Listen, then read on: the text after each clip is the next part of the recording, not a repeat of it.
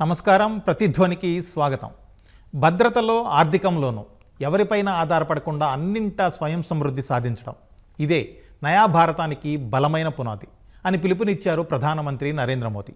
79వ స్వాతంత్ర దినోత్సవం సందర్భంగా ఎర్రకోట సాక్షిగా అమెరికా సుంకాల బెదిరింపులు, దేశం ఎదుర్కొంటున్న ఆర్థిక రక్షణ సవాళ్ల మధ్య ఈ కీలక వ్యాఖ్యలు చేశారు ప్రధానమంత్రి. చరిత్ర లిఖించాల్సిన ఈ సమయంలో ఆత్మనిర్భర భారత్ సాధించడమే ప్రపంచ మార్కెట్ను పాలించే శక్తిగా ఎదగాలని, నాణ్యమైన ఉత్పత్తులతో మన శక్తి సామర్థ్యాలను నిరూపించుకోవాలని ప్రధానమంత్రి అన్నారు. వోకల్ ఫర్ లోకల్, స్వదేశీ ఉద్యమం అవసరాన్ని కూడా హైలైట్ చేశారు. మరి ఈ విషయాల్లో ప్రస్తుతం దేశం ఎక్కడుంది? మన ఎగుమతుల స్థాయి, దిగుమతుల ఆధారం, అవసరాలు ఏంటి? వీటిని ఎలా మార్చితే లక్ష్యాలను చేరుకోగలం? ఇదే అంశంపై నేటి ప్రతిధ్వని. మన చర్చలో పాల్గొంటున్న వారు మామిడి గిరిధర్ గారు, ప్రజ్ఞాభారతి ఉపాధ్యక్షుడు, అలాగే చిట్టెడి కృష్ణారెడ్డి గారు, హెచ్సియు ఆర్థిక శాస్త్ర విభాగం ఆచార్యులు, కేశవ్ సోని గారు, స్వదేశీ జాగరణ మంచ్ నుంచి. ముందుగా గిరిధర్ గారు, స్వాతంత్ర దినోత్సవం సందర్భంగా ఎర్రకోట నుంచి ప్రధానమంత్రి నరేంద్ర మోదీ ప్రసంగం, అలాగే రక్షణ ఆర్థిక రంగాల విషయంలో ఆయన ఇచ్చిన పిలుపు, వీటి మీద మీ విశ్లేషణ ఏంటి సార్? ప్రసాద్ గారు, మీకు, కో-ప్యానలిస్ట్ కి, మీ ప్రేక్షకులకు అందరికీ నా నమస్కారాలండి. మనం యాక్చువల్ గా ఈ రోజు మోదీ గారు చెప్పింది మనం గతంలో కూడా ఆయన చెప్పారు. మన ఆత్మనిర్భరత పెంచుకోవాలి అన్న దిశగా చాలా కాలంగా ఆయన చెప్తూ వస్తున్నారు. ఈ రోజు కూడా దాన్ని మళ్ళీ ఉటంకించారు ఆయన. మనకు మన దేశంలో కొన్ని కీలకమైన అంశాలలో, కీలకమైన సెక్టర్స్ లో మనం ఎవరి మీద ఆధారపడవలసినటువంటి పరిస్థితి ఈరోజు మనకు ఉన్నది. ఈరోజు మనం చూస్తే మన ఫార్మస్యూటికల్ రంగంలో చూస్తే యాక్టివ్ ఫార్మస్యూటికల్ ఇంగ్రీడియంట్స్ అంటారు, ఏపీఐస్ అంటారు. రమారమి 75-80% మనం చైనా నుంచి ఇంపోర్ట్ చేసుకుంటున్నాం. అలాగే మన ఫైటర్ ఎయిర్ క్రాఫ్ట్స్ సంబంధించిన ఇంజిన్స్ మనం తయారు చేసుకోవట్లేదు, జీఈ నుంచి తెచ్చుకుంటున్నాం, ఇంకెక్కడి నుంచి తెచ్చుకుంటున్నాం. రక్షణ రంగానికి సంబంధించిన చాలా అంశాలు మనటి వరకు కూడా రష్యా నుంచి కొనుక్కునేవాడు. కాబట్టి ఎన్నో అంశాలలో మనం ఎవరి మీద ఆధారపడు. అది కాకుండా మన దేశంలోనే ఆత్మనిర్భరత పెంచుకునే దిశగా మనం ప్రయత్నం చేయాలి, మనం అందరం కలిసి కృషి చేయాలి అని మోదీ గారు ఈ ఆత్మనిర్భర్ భారత్ అన్నటువంటి అభియానే కొన్ని సంవత్సరాల క్రితం మొదలు పెట్టారు. ఆ దృష్టిలోనే ఆ దృష్ట్యా మనం చూస్తే ఎన్నో రంగాల్లో ఈరోజు పురోగతి సాధించాం. కానీ ఇంకా ప్రపంచంలో మనం చాలా దేశాల మీద ఆధారపడి ఉన్నటువంటి పరిస్థితి నుంచి మన శక్తి మీద మనం నిలబడేటువంటి స్థాయికి ఎదగాలి అన్నది ఆయన చెప్పినటువంటి అంశం. అలాగే యూపీఐ గురించి కూడా ఆయన చెప్పారు, చాలా అంశాలు చెప్పారు ఆయన. యూపీఐలో చూస్తే కనుక యూపీఐ ఈరోజు ప్రపంచవ్యాప్తంగా మనం యూపీఐ శక్తిని, దాని టెక్నాలజీని ఇవ్వగలుగుతున్నాం. అమెరికా మన మీద ఏదైనా ఆంక్షలు విధిస్తే కనుక మనకు ప్రత్యామ్నాయాలు ఈరోజు ఉన్నాయి, గతంలో ఉండేవి కావు.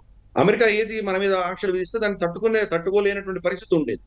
అటువంటి పరిస్థితి నుంచి మన దేశానికి కావాల్సిన అంశాలలో మనం ఆత్మనిర్భరత పెంచుకోవడమే కాదు, ప్రపంచానికి కూడా మనం ఇవ్వగలిగిన స్థాయికి మనం ఎదగాలి అన్నది ఆయన ఉద్బోధన. కాబట్టి ఇటువంటి అంశాలు రక్షణ రంగం కావచ్చు, మన సెల్ఫ్ సంబంధించి మన భారతదేశానికి సంబంధించినటువంటి ఆత్మనిర్భరత కావచ్చు, లేదా మన మహిళా సశక్తీకరణకు సంబంధించిన విషయాలు కావచ్చు. కీలకంగా ఈ సంవత్సరం ఆర్ఎస్ఎస్, రాష్ట్రీయ స్వయం సేవక్ సంఘ్ 100 సంవత్సరాలు పూర్తి చేసుకుంటున్నది కాబట్టి వారి యొక్క సేవల గురించి కూడా ఆయన కొనియాడము, ఇటువంటి కీలక అంశాలు ఆయన ప్రస్తావించారు. దీంట్లో సటిల్ గా మనం ట్రంప్ కి ఆయన ఇచ్చినటువంటి సందేశం మనకు కనిపిస్తున్నది. మమ్మల్ని బెదిరిస్తే గనక మా దేశాన్ని రక్షించుకునే శక్తి మా దగ్గర ఉన్నది, మా దేశంలో మేమందరం కలిసికట్టుగా పనిచేస్తే గనక ఇంకొకరి యొక్క ఒత్తిళ్లకు లోను కాకుండా ఆత్మనిర్భరతతోటి మేము జీవించగలం అన్నటువంటి ఒక సందేశం కూడా పంపించారు.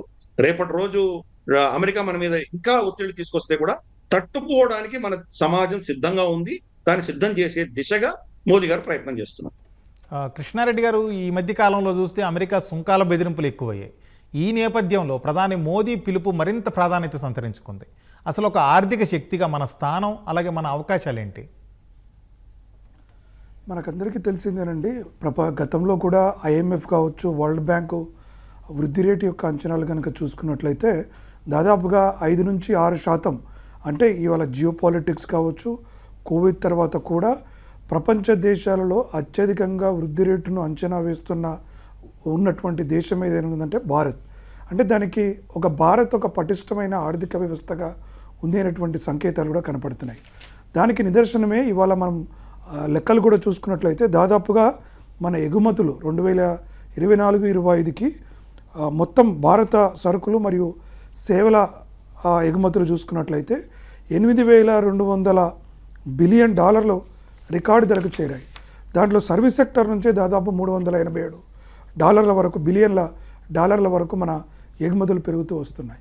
అంటే భారత ఆర్థిక వ్యవస్థ ఇవాళ ఎగుమతుల ద్వారా కావచ్చు పెరుగుతున్నప్పటికీ జియోపాలిటిక్స్ నేపథ్యంలో స్వదేశీ ఉద్యమానికి స్వదేశంగా వస్తువుల ఉత్పత్తి అంటే ఇవాళ ఇదేదో కొత్తగా ఇచ్చినటువంటి నినాదం కాదు. గతంలో కూడా make in India, made in India లాంటి ఎఫర్ట్స్ పెట్టడం మన భారత ప్రభుత్వం మొదటి నుంచి చూస్తున్నాం.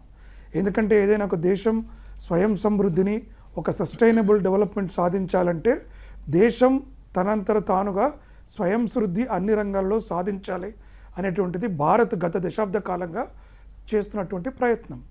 ఈ ప్రయత్నాలన్నిటికి కూడా ఇటు రాష్ట్ర ప్రభుత్వాలు కానీ, ప్రజా సంఘాలు కావచ్చు, సివిల్ సొసైటీ కావచ్చు, కొంత కృషి చేయాల్సిన అవసరం ఉంది. ఎందుకంటే ఎప్పుడైనా స్వదేశీ మనం ఉద్యమం అనగానే ఇది మాటల వరకు బాగానే ఉంటుంది, చేతల్లో పెద్దగా ప్రయోజనం కనిపించట్లేదు, రిఫ్లెక్షన్ అనేటువంటిది ప్రధానంగా మనకు కనపడుతుంది. అంటే భారతదేశ ఆర్థిక మూలాలు పటిష్టం కావాలి అన్నప్పుడు మన గాంధీజీ దగ్గర నుంచి గ్రామ స్వరాజ్య కళలు ఏదైతే చెప్పారో ఈ రోజుకి స్వదేశంలో ఉత్పత్తి పైన ఉత్పత్తిదారులుగా లేదా ఒక ఎంటర్‌ప్రెన్యూర్‌షిప్‌గా ఉండాలి అన్నటువంటి కల్చర్ని పెంపొందించడంలో ఒక సమాజంగా కావచ్చు, ఒక విద్యా వ్యవస్థల్లో కావచ్చు, యువకుల్లో కావచ్చు ఆ రకమైనటువంటి ఆలోచనలను మనం ప్రోత్సహించడంలో కొంత విఫలమవుతున్నాం.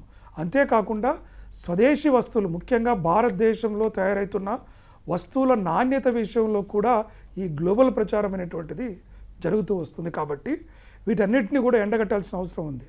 ఎందుకంటే భారత్లో ఉత్పత్తి ప్రస్తుతానికి ఒక చిన్న ఎగ్జాంపుల్ చేనేత వస్త్రాలు తీసుకున్నారనుకోండి, అది ఒంటికి చలువ, చాలా రకాల ప్రయోజనాలను ఇస్తుంది.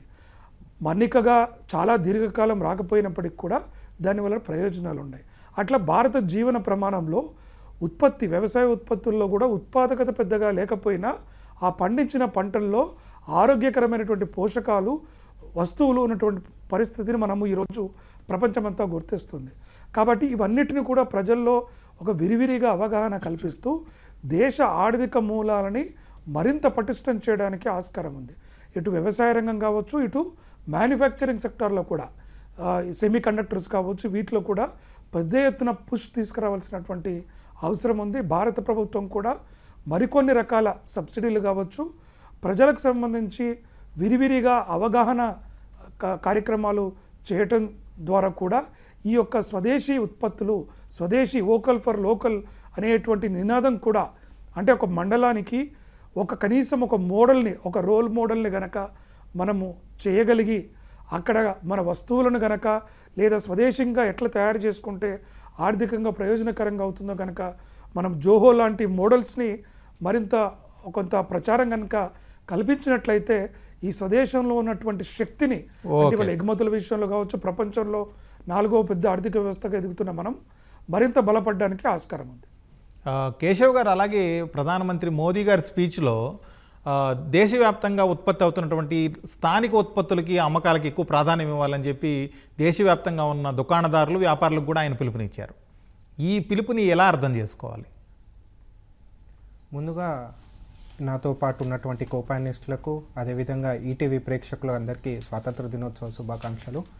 మనం ఇవాళ చూసుకున్నట్టయితే మన దేశ ప్రధానమంత్రి నరేంద్ర మోదీ గారు ఎర్రకోట మీద చాలా బహిరంగంగా స్వదేశీ విధానం పైన భారత ప్రభుత్వం ఏమనుకుంటుంది వాళ్ళు చాలా క్లియర్గా చెప్పడం జరిగింది. నాకు తెలిసి బహుశా మొట్టమొదటి ప్రధానమంత్రి కావచ్చు ఇంత వోకల్గా స్వదేశీ విషయంలో మాట్లాడలేం. సో అసలు దీనిలో మర్మం ఏంది? ఇవాళ వ్యాపారస్తులను మీరు స్వదేశీ బోర్డులు పెట్టుకోవడము, మీరు స్వదేశీ వస్తువులను అమ్మడం, దానికి కారణం ఏంది అని మనం చూసుకున్నట్టయితే ఇవాళ దేశంలో వివిధ ఎంఎన్సీ కంపెనీలు ఒక గ్లోబల్ మార్కెట్ ఫోర్సెస్గా ఎదిగి ఇవాళ వేల కోట్ల వ్యాపారం చేసుకున్నటువంటి పరిస్థితి. ఇవాళ మనం బహుశా ఎగ్జాంపుల్ చూసుకుంటే నెస్లే లాంటి కంపెనీ ఒక 20,000 కోట్ల వ్యాపారం మన దేశంలో చేస్తుంది. డెల్ లాంటి కంపెనీ ఒక 30-40 వేల కోట్ల వ్యాపారం మన దేశంలో చేస్తుంది. ఇలాంటి ఒక ఎంఎన్సీ కంపెనీస్కి వేల కోట్ల మనీ ఉంది, ఒక ఎకో సిస్టమ్ ఉంది వాళ్ళని ప్రమోట్ చేసుకోవడానికి, వాళ్ళ మార్కెటింగ్ చేసుకోవడానికి. కానీ ఇవాళ చిన్న చిత్కా ఈ ఎంఎస్ఎంఈ కంపెనీస్కి మన ఇండిజీనియస్గా స్వదేశీ ఉత్పత్తులకు ఒక మార్కెటింగ్ వ్యవస్థ లేదు, ఒక ఎకో సిస్టమ్ లేదు. పైసలు మార్కెటింగ్ కోసం ఖర్చు పెడదామన్నా వాళ్ళ దగ్గర అంత వ్యవస్థ లేదు. అలాంటి తరుణంలో ఇవాళ ప్రధానమంత్రి నరేంద్ర మోదీ గారు భారతదేశంలో ఉన్నటువంటి కిరాణా షాప్స్కి, దాదాపు మనం చూసుకుంటే భారతదేశంలో ఒక 10 కోట్ల పైగా కిరాణా షాప్స్ ఉన్నాయి. 10 కోట్ల కిరాణా షాప్స్, ఒక 40 కోట్ల జనాలు దాన్ని డే టు డే ట్రాన్సాక్షన్స్ చేస్తూ ఉంటారు. కాబట్టి ఈ దుకాణదారులు ఎవరైతే ఉన్నారో వాళ్ళని ఒక స్వదేశీ అంబాసిడర్గా తయారు చేయడం జరిగిందండి. దీని ద్వారా మనం చూసుకున్నట్టయితే ఈ స్వదేశీ ఉత్పత్తులకు ఈ దుకాణదారులే అంబాసిడర్గా వ్యవహరిస్తున్నటువంటి పరిస్థితి. సో ఇది చాలా శుభ పరిణామం. ఎందుకంటే ఒక మార్కెటింగ్ వ్యవస్థ లేని తరుణంలో ఒక 10 కోట్ల మంది ఒక ఆటోమేటెడ్ అంబాసిడర్స్ని వీళ్ళందరికీ తయారు చేయడం జరిగింది. స్వదేశీ జాగరణ మంచ్ దీన్ని స్వాగతిస్తుంది. దీన్ని మనమందరం కూడా ముందుకు తీసుకెళ్ళి ఈ స్వదేశీ విధానాన్ని ముందుకు తీసుకెళ్లాల్సినటువంటి అవసరం ఎంతోగానో ఉందండి. గిరిధర్ గారు, ఈ మధ్యకాలంలో భారత్ చేపట్టినటువంటి ఆపరేషన్ సింధూర్ ఏదైతే ఉందో ఇది రక్షణ రంగంలో మన ఆత్మనిర్భరత విజయానికి ఒక నిదర్శనంగా నిలిచింది. ఈ క్రమంలో దేశం ఇంకా సాధించాల్సిన లక్ష్యాలు ఏంటంటారు? చాలా అద్భుతమైనటువంటి రిజల్ట్స్ మనం చూసామండి.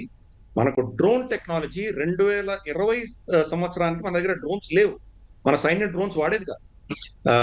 గల్వాన్ ఘటన జరిగినప్పుడు మన తెలంగాణకు చెందినటువంటి కొల్లం సంతోష్ బాబు గారి బలిదానం మనకు అందరికి తెలిసిన విషయమే. 20 మంది చనిపోయారు. అప్పుడు మన దగ్గర డ్రోన్స్ లేవు. డ్రోన్స్ ఉండింటే కనుక చైనీస్ సైన్యం వెనక్కి వెళ్ళిపోయిందా లేదా మనం డ్రోన్స్ వెళ్ళి చెక్ చేసి ఉండే. అవి లేవు కాబట్టి మనుషులు వెళ్ళవలసి వచ్చింది. ఆ రోజు నుంచి ఈ రోజు దాకా స్టోరీ కట్ చేస్తే 5 సంవత్సరాల్లో డ్రోన్ టెక్నాలజీలో అద్భుతమైన శక్తి ఈరోజు మనం సాధించాం. హైదరాబాద్, బెంగళూరు, చెన్నై, పూణే, ఢిల్లీ, అహ్మదాబాద్ ఇటువంటి పట్టణాలు అన్నింటిలో కూడాను కొత్త డ్రోన్ టెక్నాలజీస్ తీసుకొచ్చి ఎన్నో కంపెనీలు స్టార్ట్అప్ పెట్టి మనం ఆత్మనిర్భరత పెంచుకునే దిశగా 5 సంవత్సరాల్లో చాలా పురోగతి సాధించాం. ఈ డ్రోన్ టెక్నాలజీసే ఈ రోజు ఆపరేషన్ సింధూర్ లో మనకు పనికొచ్చినాయి. వాళ్ళు అక్కడి నుంచి పంపించినటువంటి టర్కీకి సంబంధించిన, చైనాకు సంబంధించిన డ్రోన్స్ అన్నింటినీ కూడా మనకి ఎటువంటి నష్టం కలిగించకుండా వాటిని అన్నింటినీ ధ్వంసం చేయగలిగాం. అలాగే S-400 మనం రష్యా నుంచి తీసుకున్నాం. అలాగే కొన్ని బరాక్ అన్నటువంటి మిసైల్స్ మనం ఇజ్రాయెల్ నుంచి తీసుకున్నాం. మనకు రఫైల్స్ ఫ్రాన్స్ నుంచి తీసుకున్నాం. కానీ ఇన్ని టెక్నాలజీస్ ని అనుసంధానం చేస్తూ మనం ఆకాష్ తీర్ అన్నటువంటి ఒక టెక్నాలజీ మనం పెట్టుకున్నాం.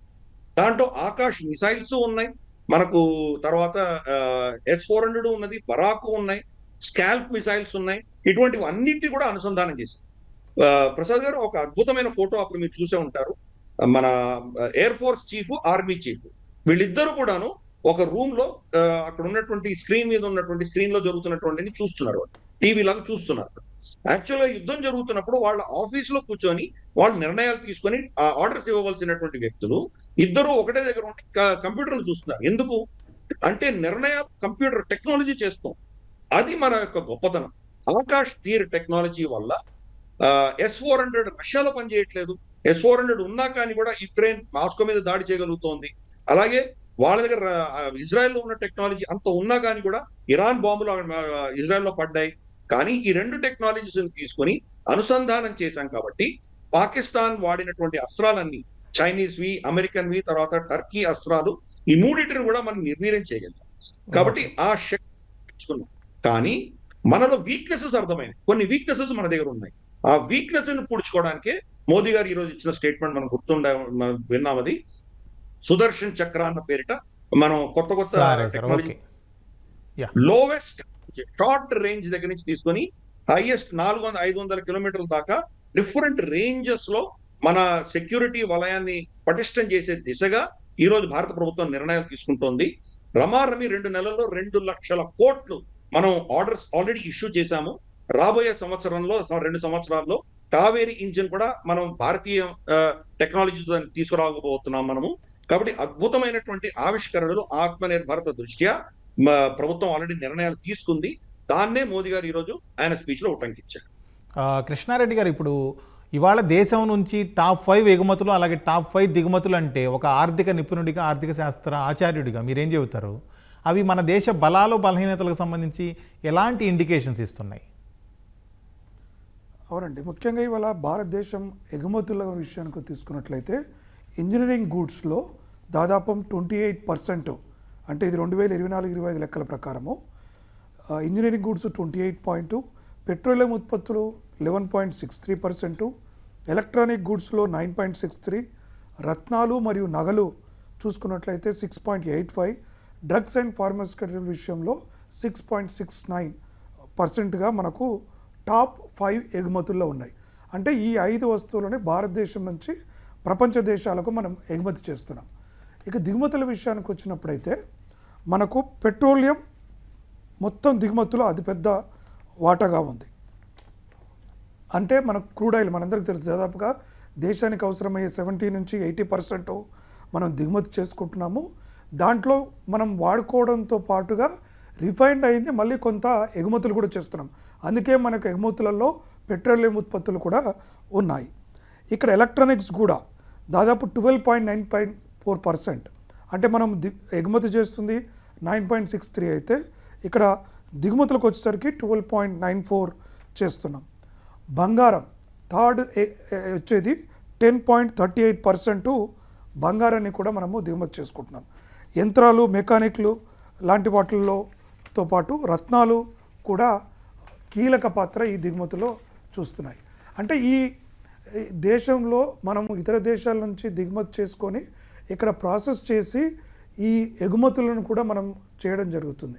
కాకుంటే ఇక్కడ జరుగుతున్న ముఖ్యమైనటువంటి విధానపరమైన అంశాలలో చేయవలసింది ఏంటి అంటే మనం దేశీయంగా ఎంత ఉత్పత్తి చేస్తున్నాం. ఎగుమతులు దిగుమతుల్లో ఇతర దేశాల నుంచి దిగుమతి చేసుకొని ఇక్కడ రిఫైన్ చేసి ప్రాసెస్ చేసి మళ్ళీ ఎగుమతులు చేస్తున్నాం. కానీ స్వదేశంలో ఉత్పత్తి చేసి ఎగుమతులు చేసే స్థానంలో భారత్ ఇంకా చాలా ముందుకెళ్ళాల్సినటువంటి అవసరం ఉంది. దానికి అనుగుణంగానే ఇవాళ స్వదేశీ ఉద్యమాన్ని మన ప్రధానమంత్రి గారు వంటకిస్తున్నారు. జిఎస్టీలో కూడా ఇవాళ మార్పులు చేస్తున్నట్టుగా కూడా మనకు విషయం న్యూస్లో వస్తుంది. కాబట్టి ఆ జిఎస్టీ పరిధిలో కనుక కూడా అంటే దాదాపు 12% ఇప్పుడు ఉన్నటువంటి ట్యాక్స్ను 5%లోకి, 28% ఉన్న వాటిని 18%లోకి, ఇలా అన్ని ట్యాక్స్ స్లాబ్లను 5 నుంచి 18% మధ్యలో చేయడానికి దివాళీ సందర్భంలో కూడా రాబోతుందనేటువంటి ప్రకటనలు వస్తున్నటువంటి నేపథ్యంలో కూడా ఇవన్నీ కూడా స్వదేశంలో ఉన్నటువంటి ఉత్పత్తులు పెరగడానికి, అదేవిధంగా దిగుమతులకు ప్రత్యామ్నాయంగా జరగడానికి కూడా ఎంతగానో తోడ్పడుతుంది. ముఖ్యంగా వినియోగదారులకి పెద్ద ఊరట వస్తుంది. అంటే స్వదేశీ ఈ ఉద్యమం ద్వారా ఏ విధంగానైతే మన ప్రజలు కోరుకుంటున్నారో తక్కువ ధరకి మాకు వస్తు సేవలు అందాలనేటువంటిది ఇవాళ జిఎస్టీ ప్రయోజనాలను కూడా ప్రజలకు నేరుగా రాబోయే రోజుల్లో అందించే ప్రక్రియ ఇవాళ మనము భారత ప్రభుత్వం తీసుకున్నట్టుగా కనబడతాం. కేశవ్ గారు ఇంతకుముందు గిరిధర్ గారు ప్రధానమంత్రి ప్రసంగాన్ని కోట్ చేస్తూ సుదర్శన్ చక్ర గురించి ప్రస్తావించారు. దీన్ని ఇంకొంచెం ఎక్స్టెండ్ చేస్తే ఇది ఒక బహుళ అంచెల భద్రతా వ్యవస్థగా భావిస్తున్నారు. అత్యాధునిక నిఘా, అలాగే సైబర్ వ్యవస్థ, కీలక ప్రదేశాల రక్షణలు ఇందులో ఉండబోతున్నాయని తెలుస్తుంది. ఇది ఏ విధంగా రక్షణ రంగాన్ని బలోపేతం చేసే అవకాశం ఉంది? సో ఇవాళ మనం చూసుకున్నట్టయితే ప్రధానమంత్రి నరేంద్ర మోదీ గారు చాలా క్లియర్గా రేపు జన్మాష్టమి సందర్భంగా మహాభారతంలో ఉన్నటువంటి సన్నివేశాన్ని క్లియర్గా ఎక్స్ప్లెయిన్ చేస్తూ ఆనాడు సుదర్శన చక్రం ఏ విధంగా అయితే పాత్ర పోషించిందో ఈనాడు నెక్స్ట్ 10 yearsలో ఈ సుదర్శన్ చక్ర పాలసీ ఏదైతే భారత ప్రభుత్వం తీసుకుంటుందో అదేవిధంగా అలాంటి బలమైనటువంటి ఒక ఎకోసిస్టమ్ని మన భారతదేశానికి ఇవ్వడానికి ఒక నెక్స్ట్ 10 years రోడ్ మ్యాప్ ఇవ్వడం జరిగింది. అయితే మనం అర్థం చేసుకోవాల్సిన ఒక విషయం ఏంటంటే చాలా క్లియర్గా నరేంద్ర మోదీ గారు మన దేశం సెక్యూర్డ్గా సావర్నిటీ కరెక్ట్గా ఉండాలి, కాపాడుకోవాలి అనుకుంటే దానికి స్వదేశీయే మార్గం అని చాలా క్లియర్గా చెప్పడం జరిగింది. ఇందాక గిరిధర్ గారు మాట్లాడుతూ ఆపరేషన్ సింధూర్ విషయం చెప్పడం జరిగింది. మనం చూసాం ఆపరేషన్ సింధూర్లో కూడా ఆనాడు డ్రోన్ వ్యవస్థ ఎలా స్వదేశీ మన బెంగళూరులో ఉన్నటువంటి కంపెనీ తయారు చేసినటువంటి డ్రోన్ సిస్టము ఆ చైనీస్, టర్కీ డ్రోన్స్ని ఎట్లా మిసైల్స్ని ఎట్లా ఢీకొట్టి భారతదేశాన్ని కాపాడిందో మనం చూసాము. సో దశాబ్దాలుగా భారతదేశం ఒక ఆర్మ్ ఇంపోర్ట్స్ దేశం ఉంది. మనం Stockholm peace research institute ఒక రిపోర్ట్ చూసుకుంటే దాదాపు దేశంలో ఉన్నటువంటి ప్రపంచంలో ఉన్నటువంటి అన్ని కంట్రీస్ తోటి పోల్చుకుంటే మనం 11% ఒక ఆర్మ్స్ ఇంపోర్ట్స్ చేస్తుంటే తరుణం నుండి ఇవాళ మనం ఒక ఎక్స్పోర్ట్ దేశంగా తయారైనాం. 2013-14లో 686 కోట్ల ఎక్స్పోర్ట్స్ మనం చేస్తున్నటువంటి తరుణం నుండి ఇవాళ మనము 23,600 కోట్ల వర్త్ డిఫెన్స్ ప్రోడక్ట్స్ మనం ఎక్స్పోర్ట్ చేస్తున్నాం. ఆల్మోస్ట్ 34 టైమ్స్ మనము ఇంక్రీజ్ అవ్వడం జరిగింది. అలాంటి ఒక బలమైన ఆర్థిక విధానం భారతదేశం Atmanirbhar Bharat, vocal for local అనే ఒక విధానంలో ముందుకెళ్తున్నటువంటి తరుణంలో మనం ఇవాళ చూసుకున్నట్టయితే చాలా ఇండిజీనియస్ ప్రాజెక్ట్స్, ఇవాళ పినాకి రాకెట్ లాంచర్స్ కావచ్చు, చేతక్ హెలికాప్టర్స్ కావచ్చు, బుల్లెట్ ప్రూఫ్ జాకెట్స్ కావచ్చు, అదేవిధంగా ఏఐ తోటి మనకున్నటువంటి సెక్యూర్డ్ ప్రాజెక్ట్స్ చాలా మనం చూస్తున్నాం. సో ఒకవేళ భారతదేశం సెక్యూర్డ్గా ఉండాలి అనుకుంటే ఒక స్వదేశీ అనే విధానం చాలా ఇంపార్టెంట్. స్వదేశీ అనేది కేవలం ఒక ఆర్థిక విధానం కాదు, అది దేశభక్తికి, మన దేశాన్ని కాపాడడానికి ఒక చాలా మూలస్తంభం లాంటిది. ప్రధానమంత్రి నరేంద్ర మోదీ గారు కూడా సుదర్శన చక్రాన్ని ఎక్స్ప్లెయిన్ చేస్తూ దాన్ని చాలా క్లియర్గా చెప్పడం జరిగింది. ఈ 10 years పాలసీలో ఓన్లీ డిఫెన్స్ అంటే కేవలం బుల్లెట్స్, గన్స్ అనే కాకుండా ఏఐ టెక్నాలజీలో కూడా చాలా ప్రోడక్ట్స్ రాబోతున్నాయి. కాబట్టి ఈ సుదర్శన చక్ర పాలసీ చాలా ఉపయోగపడుతుందండి. గిరిధర్ గారు, ఇప్పుడు మన దేశ అవసరాల్లో దాదాపు 80% చౌరు దిగుమతి చేసుకున్నాం విదేశాల నుంచి. అత్యధికంగా వ్యయం చేస్తుంది కూడా దీని మీదే. ఇట్లాంటి పరిస్థితుల్లో స్వదేశీ అనేది ఎట్లా సాధ్యమవుతుందంటారు? అంటే ఇప్పుడు మనకు చమురుతోటి మనం ఎటువంటి అవసరాలు తీర్చుకుంటున్నామో వాటికి చమురుకు ప్రత్యామ్నాయాలు తీసుకురావాల్సిన ఆవశ్యకత మనకు. అంటే ఆ ప్రత్యామ్నాయాలు ఏమున్నాయి మనకు? విద్యుత్ సరఫరా అని, విద్యుత్ ఉత్పత్తిని మనం చమురు కాకుండా ఇతరత్ర దేని నుంచి తీసుకురావచ్చా? ఫర్ ఇన్స్టెన్స్ కోల్, బొగ్గుతోటి మనం ఇంకా ప్లాంట్స్ పెట్టుకోవాల్సిన ఆవశ్యకత ఉంది. అలాగే మనకు నదులలో చాలా డ్యామ్స్ కట్టవలసినటువంటి ఆవశ్యకత మనకున్నది. మనం ఫర్ ఇన్స్టెన్స్ కాశ్మీర్లో ఉన్నటువంటి జలాలన్నీ కూడా మనం పాకిస్తాన్కి పంపిస్తున్నాం. మనం ఏ జలాలను ఆపుకోవచ్చో, ఏ జలాలను మనం వినియోగించుకోవచ్చో అటువంటి జలాలను కూడా మనం పాకిస్తాన్కి పంపించాము. ఇప్పుడు ఆపరేషన్ సింధూర్ సమయంలో మనము సింధు జల సంధిని మనం నిలిపివేయడంతో అక్కడ మనం డ్యాములు కట్టుకొని అక్కడ మళ్ళీ విద్యుత్ ఉత్పత్తి మనం చేసుకోవచ్చు. ఫ్యాక్టరీలకు కానీ, మన రైల్వేస్ కానీ అక్కడి నుంచి సరఫరా చేసుకోవచ్చు. అలాగే మనం చూస్తే కనుక కార్లలో చాలా ఎక్కువ శాతం మనకు ఈ పెట్రోలియం ప్రొడక్ట్స్ వాడేది కార్లలో. అక్కడ కూడా మనం ఎలక్ట్రికల్ వెహికల్స్, తర్వాత నైట్రోజన్ వెహికల్స్ దిశగా మనం వెళ్తున్నాం. కాబట్టి దాని యొక్క డిమాండ్ కూడా పడిపోయేటువంటి అవకాశాలు ఉన్నాయి. ప్లస్ మోదీ గారు చాలా స్పష్టంగా చెప్పారు, ఇప్పుడు మనకు ఉన్నటువంటి న్యూక్లియర్ ఎనర్జీ రమారమి 8,800 మెగావాట్ల విద్యుత్ ఉత్పత్తి మనం న్యూక్లియర్ ప్లాంట్స్ లో చేస్తున్నాం. రాబోయే అంటే 2047 సంవత్సరం వచ్చేసరికి 30 రెట్లు పెరగబోతోంది అని 10 రెట్లు పెరగబోతోంది అని చెప్తున్నారు. అంటే 88,000 మెగావాట్ల విద్యుత్ సరఫరా మనకు న్యూక్లియర్ ఎనర్జీ నుంచి రాబోతుంది. కాబట్టి ఇన్ని ప్రత్యామ్నాయాలు మనం చూస్తున్నాం. అలాగే సోలార్, లదాఖ్ ప్రాంతంలో మనకు అక్కడ ఒక గడ్డి మొలవదు, అక్కడ ప్రదూషణ అంటూ ఉండదు, కానీ అక్కడ ఎండ విపరీతంగా ఉంటుంది. అక్కడ ఎడారి, అది ఒక డెజర్ట్, అది కోల్డ్ డెజర్ట్. అది కొండలలో కొన్ని 100 కిలోమీటర్ల వరకు మనం సోలార్ ప్యానెల్స్ పెట్టుకోవచ్చు. రమారమి ఉత్తర భారతదేశంలో ఉన్నటువంటి స్టేట్స్ అన్నిటికీ ఒక 10-15% వాళ్ళకు విద్యుత్ అవసరాలన్నీ కూడాను సోలార్ పవర్ నుంచి మనం తీసుకురావచ్చు. కాబట్టి అటువంటి అంశాలు. అలాగే మనకు పెట్రోల్లో రమారమి ఎథనాల్ 15-20% దాంట్లో కలపడము, దానివల్ల పెట్రోల్ యొక్క యూసేజ్ ఏదైతే ఉందో దాన్ని తగ్గించడము, ఇటువంటివి ఎన్నో అంశాల్లో మనం ఫోకస్ పెట్టాం. 2050 వచ్చేసరికి మన దేశం కార్బన్ న్యూట్రల్ అవుతుంది అని మోదీ గారు కాప్ సమ్మిట్ లో చెప్పడం మనం విన్నాము. కాబట్టి దాని దిశగా మనం ప్రయత్నం చేస్తున్నాం. ఈ ప్రత్యామ్నాయాల గురించి మనం ఫోకస్ పెడుతున్నాం. కాబట్టి ఆత్మనిర్భరత పెరుగుతుంది, క్రమేపీ వాటి యొక్క అవసరం తగ్గుతుంది. మన దేశంలోనే ఉన్నటువంటి వనరులను పెంచుకొని మన దేశంలోనే విద్యుత్ సరఫరాని మనం ఉత్పత్తి చేసుకొని తగ్గించుకునేటువంటి దిశగా మనం ప్రయాణంలో చాలా ముందుగా ఉన్నాం. మనము ఈ సంవత్సరం ఉన్న టార్గెట్ కనీసం అంటే మనం 2-3 సంవత్సరాల టార్గెట్ ని ముందస్తుగానే అచీవ్ చేశాం.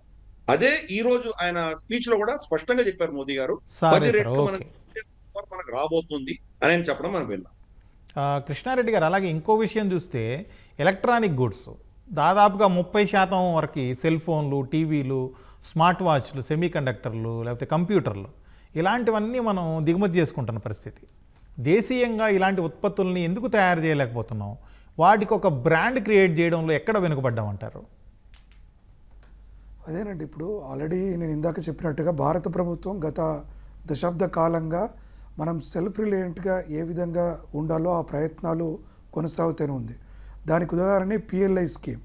మనకు పిఎల్ఐ స్కీమ్ ద్వారా కూడా అనేక రకాల పరిశ్రమలకి స్వదేశంలో ఉత్పత్తి చేయడానికి డిస్ప్లేస్ కావచ్చు, చిప్స్ కావచ్చు, ఇలా రకరకాలైనటువంటి ఎలక్ట్రానిక్ వస్తువుల ఉత్పత్తికి కాకుండా ఎప్పుడైనా ఏమవుతుందంటే మార్కెట్లో ఈ సప్లై చైన్ సిస్టమ్ అంటాం. అంటే రా మెటీరియల్స్ మనం కలెక్ట్ చేసే దగ్గర నుంచి ఉత్పత్తి కావచ్చు, ఎక్స్ట్రాక్షన్ దగ్గర నుంచి తర్వాత ప్రాసెసింగ్ నుంచి ఆ ఫైనల్ ప్రోడక్ట్ మనం ఉత్పత్తి చేసే విధానం, ఉత్పత్తిని చేసిన తర్వాత మార్కెటింగ్లోకి ఆ వస్తువులను మార్కెట్లోకి అందుబాటులోకి తీసుకురావడం, అందుబాటులోకి వచ్చిన తర్వాత ఆ ప్రజల అవసరాలకి అనుగుణంగా ఏ విధంగా ఒక ప్రోడక్ట్ డిజైన్ చేయబడుతుంది అనేటువంటిది ఇదంతా కూడా కొంత సమయం తీసుకొని జరిగేటువంటి ప్రక్రియ. కాబట్టి ఖచ్చితంగా భారతదేశంలో ఆ దిశగా స్పష్టంగా అడుగులు వేయడం జరుగుతుంది.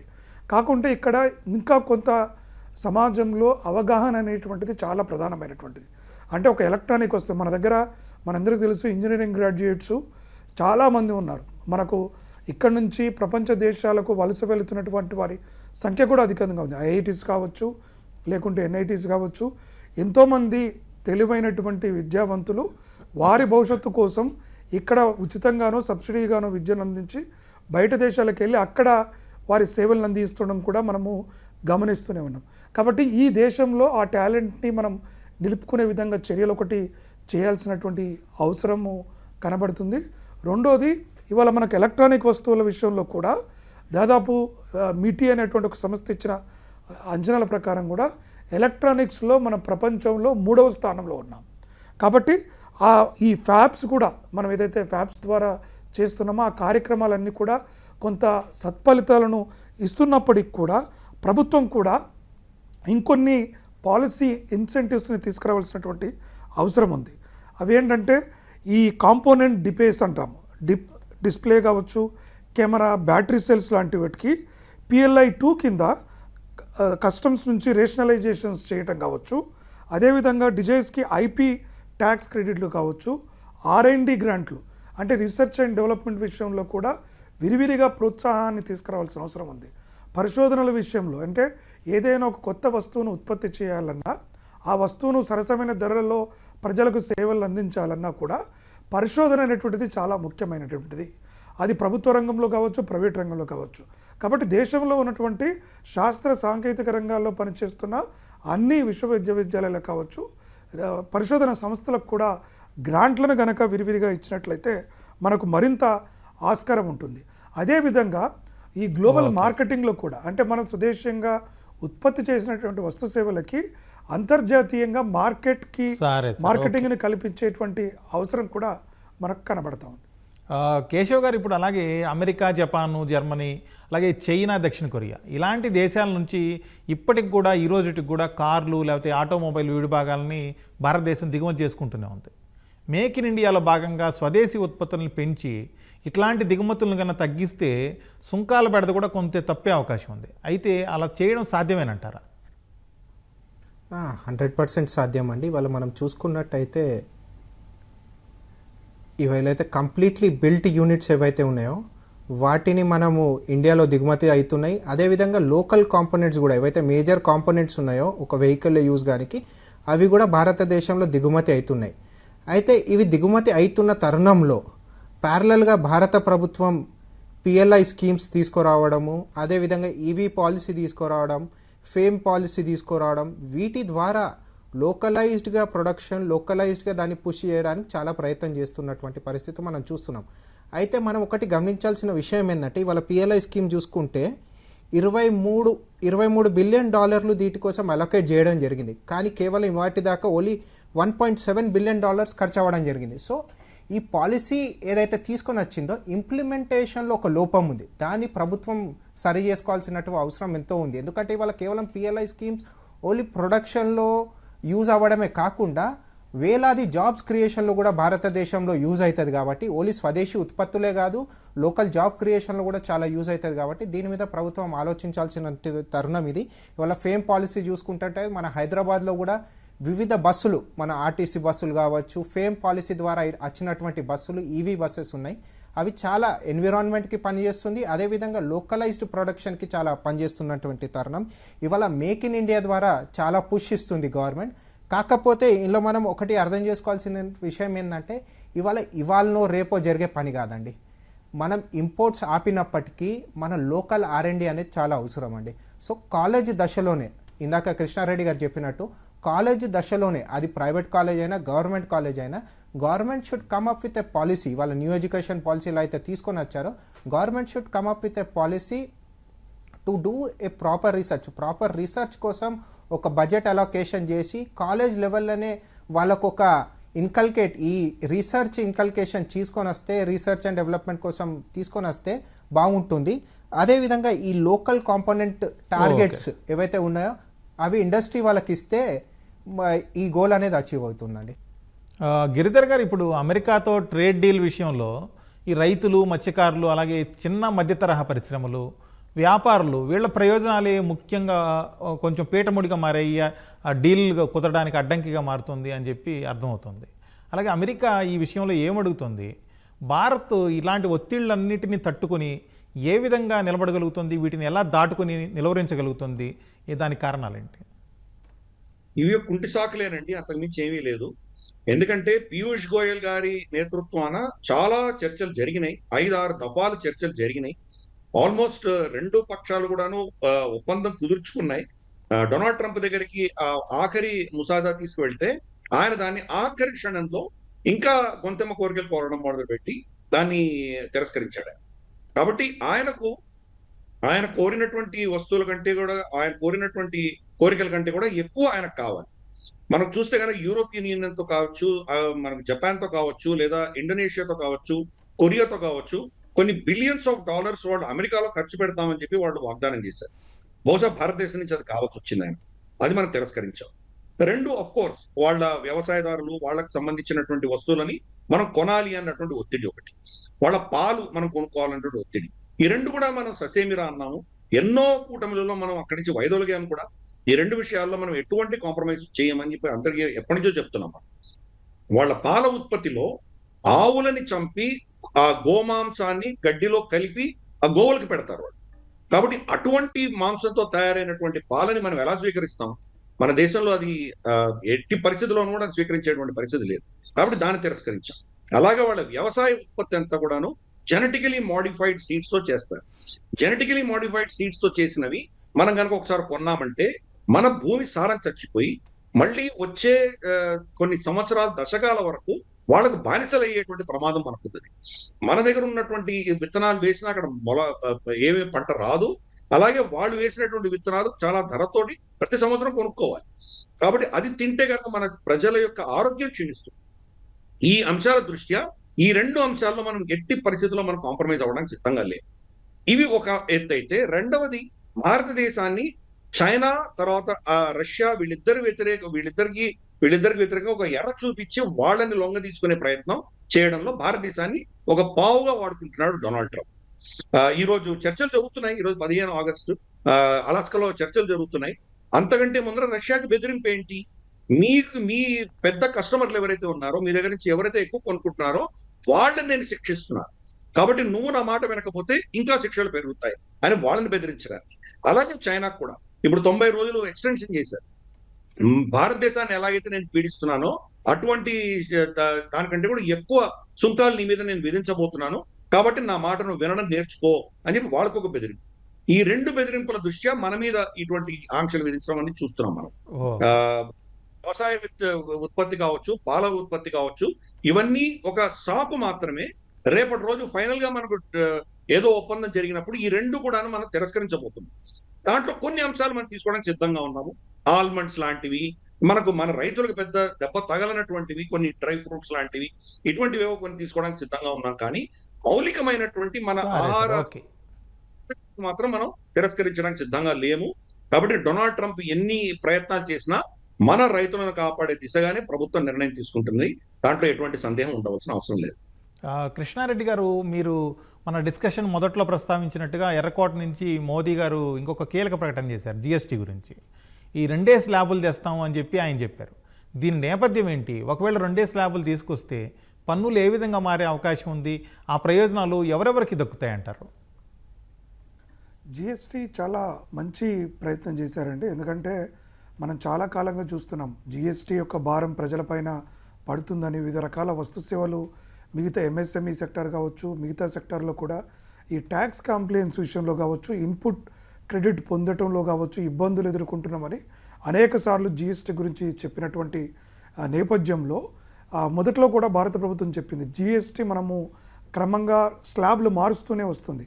ప్రజల అవసరాలకి, ప్రజల యొక్క భారం తగ్గించడం కోసం అనేక మార్పులు చేస్తూ ఇవాళ చేసినటువంటి ప్రకటన అనేటువంటిది నిజంగా అది ఒక పెద్ద ఊరట. ఎందుకంటే ఈ ట్యాక్స్ స్లాబ్స్ని 5 నుంచి 18% ఒక 2 ట్యాక్స్ స్లాబ్లుగానే చేస్తామనటం, దాంట్లో దాదాపుగా అనేక రకాలైనటువంటి వస్తువులకు జిఎస్టీ పరిధులు లేకపోవడము, గతంలో 12% ఉన్నటువంటివి కేవలం 5%లోకి రావటం, 20% గరిష్టంగా ఉన్నటువంటి వాటికి 18% తీసుకురావటం ద్వారా ఈ ట్యాక్స్ కాంప్లైన్స్ కూడా చాలా ఈజీగా అవుతుంది. ముఖ్యంగా ఎంఎస్ఎంఈ సెక్టార్ ఏదైతే ఉందో వాళ్ళకు ఉత్పత్తి వ్యయం తగ్గడానికి కూడా ఆస్కారం ఉంటుంది. ఎందుకంటే ఎప్పుడైతే ఈ జిఎస్టీ తగ్గుతుందో వాళ్ళు పొందేటువంటి రా మెటీరియల్ కావచ్చు, మనం ఈ స్వదేశీ ఉద్యమాన్ని ఏదైతే కోరుకుంటున్నామో, దేశీయంగా ఉత్పత్తి పెరగాలని ఆశిస్తున్నామో, దీనికి పరోక్షంగా జిఎస్టీ రూపంలో పన్ను మినహాయింపు కావచ్చు, అంటే పన్ను తగ్గింపు కూడా కొంత చేదోడు వాదోడుగా ఉండడానికి ఆస్కారం ఉంటుంది. అదేవిధంగా అన్ని రకాల పరిశ్రమలకి, కేవలం ఇది ఒక ఎంఎస్ఎంఈ సెక్టార్కే కాదు, అన్ని రకాల ఉత్పత్తిదారులకి కూడా ఈ జిఎస్టీలో సరళీకరణ, ఈ యొక్క స్లాబ్స్ను తగ్గించడం అనేటువంటిది ఆర్థికంగా కొంత ఇబ్బందికరమైన పరిస్థితి ప్రభుత్వానికి ఏర్పడినప్పటికీ కూడా ప్రత్యామ్నాయ మార్గాల ద్వారా వారు ఆదాయాన్ని సమకూర్చుకుని ఏర్పాటు చేసుకోవచ్చు. కానీ ప్రజలకి ఇక్కడ ఉత్పత్తిని, ఉత్పాదకతను పెంచడానికి ఎంతో కాలంగా భారత ప్రభుత్వం చేస్తున్న కృషికి మరొక మెట్టు ఇవాళ జిఎస్టీలో తీసుకొచ్చిన శుభ పరిణామంగా చూడవచ్చు. కాబట్టి ప్రజలుగా, ఒక ఉత్పత్తిదారులుగా, వ్యవస్థాపకులుగా మనం గమనించాల్సిన ముఖ్య అంశం ఏంటంటే, మనలో ఆ ఉత్పత్తిదారుడిగా మారాలనే కోరిక రావాలి. స్థానికంగా ఉండేటువంటి సమస్యలకి పరిష్కారము మనమే ఆలోచించి ఆ వ్యవస్థను మనం డెవలప్ చేసుకుంటే ప్రభుత్వాల నుంచి సహాయ సహకారాలు ఏదో ఒక రూపంలో మనకు అందుతూనే ఉంటాయి.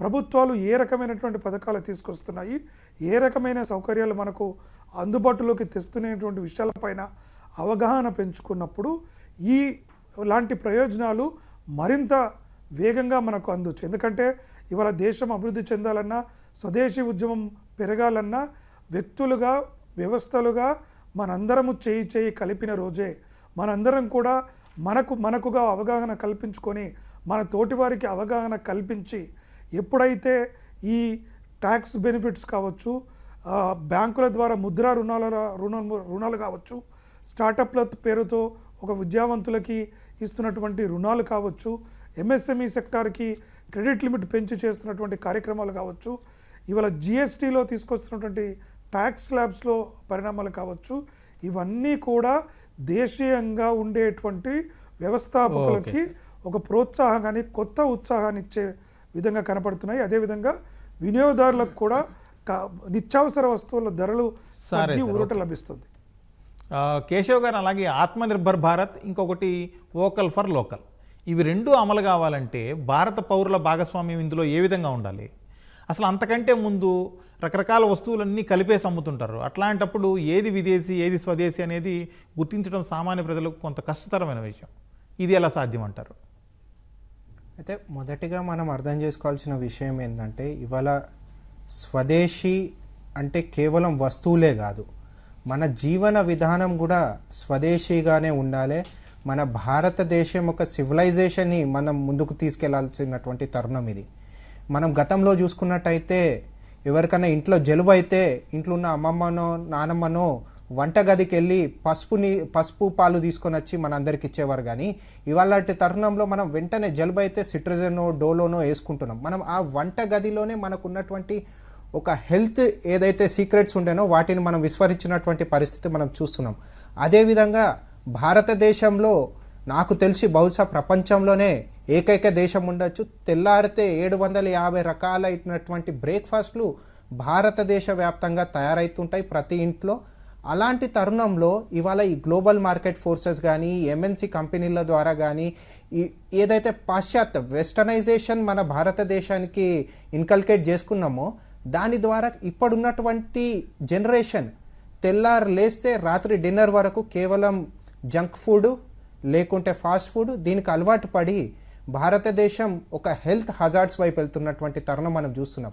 సో కేవలం స్వదేశీ అంటే వస్తువులే కాదు, మన జీవన విధానంలో కూడా మన ఆచార వ్యవహారాల్లో కూడా మనం స్వదేశీ తీసుకురావాల్సినటువంటి అవసరం ఉంది. గతంలో మనం చూసుకున్నట్టయితే జాయింట్ ఫ్యామిలీస్ విరాజిల్లుతున్నటువంటి సమయం, ఇవాళ న్యూక్లియర్ ఫ్యామిలీస్ తోటి ఇవాళ పరిస్థితి ఏమైపోయిందంటే న్యూక్లియర్ ఫ్యామిలీస్పై ఇవాళ వోకిజం ద్వారా మన జెండర్ ఏందో అనేది దాని మీద మనం ప్రశ్నించుకుంటున్నటువంటి తరుణం ఇది. సో మనం స్వదేశీ జీవన విధానంలో అవలంబించాల్సినటువంటి తరుణం ఇది. అదేవిధంగా మీరు ఏదైతే ఏ వస్తువు స్వదేశీ ఏ వస్తువు విదేశీ అన్నారో, ఇది మేము స్వదేశీ జాగరణ మంచ్ ద్వారా ఏ వస్తువు స్వదేశీ ఏ వస్తువు విదేశీ అని ఒక లిస్ట్ తయారు చేయడం జరిగింది. మీరు ఎవరికైనా ఈ లిస్టు కావాలనుకుంటే మా వెబ్సైట్కి వెళ్ళచ్చు, స్వదేశీ జాగరణ మంచ్ వెబ్సైట్కి.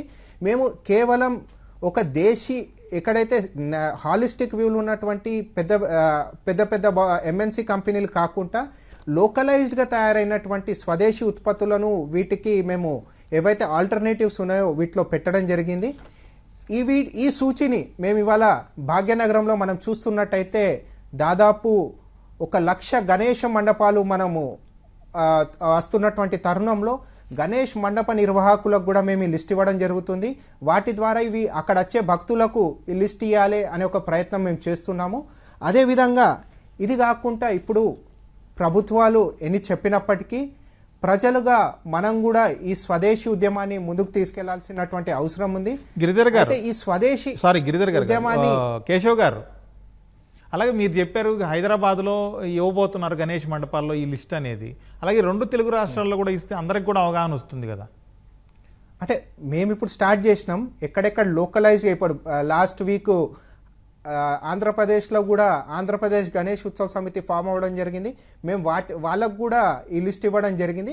సో ఎక్కడెక్కడ మాకు వీలు ఉంటుందో మేము ఈ ప్రయత్నం చేస్తున్నాం.